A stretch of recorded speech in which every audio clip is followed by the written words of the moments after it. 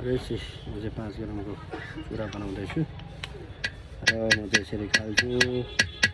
अब तपाईँहरू चाहिँ कसरी खानुहुन्छ हेर्नुहोस्, म चाहिँ यसरी खालेर बनाउँछु।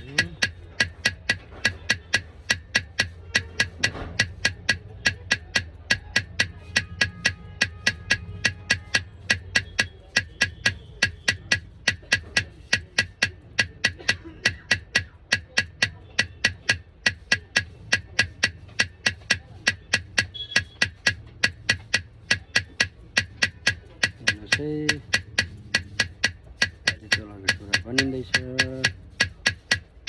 कस्तो स्टाइल बनियो, गाकीले दिएको छ स्टाइल पनि, त्यो डिजाइन बनाइदिनु पर्ने। भटाभटी बनाउँदैछु। यो बिहाको अर्डर हो, बिहाको अर्डरको चाहिँ अब छिटो गर्नु पर्यो।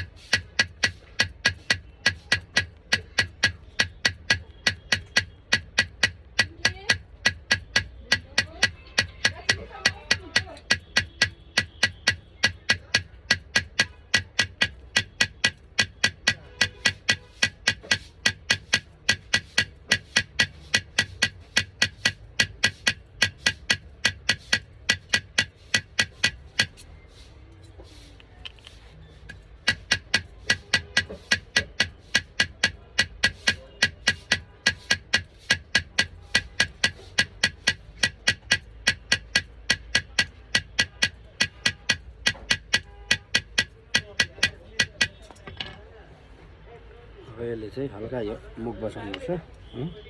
यस्तो गरेर थोरै हेर्नुहोस् है, यसरी मुख बसाउनुपर्छ।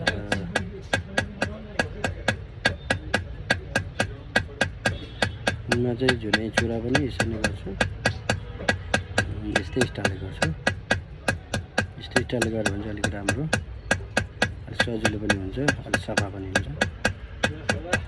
त्यसो भए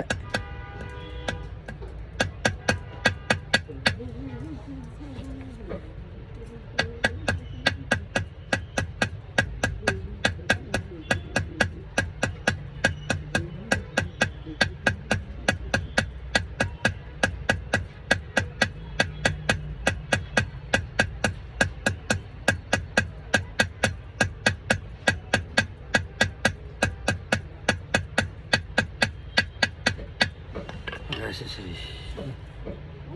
मुख बसाउनुपर्छ। जाति तलको हो, चुरा सानो साइजको हुँदो रहेछ, त्यसले गर्दा अब सानो साइज बनाइदिन्छ। जोडी हो।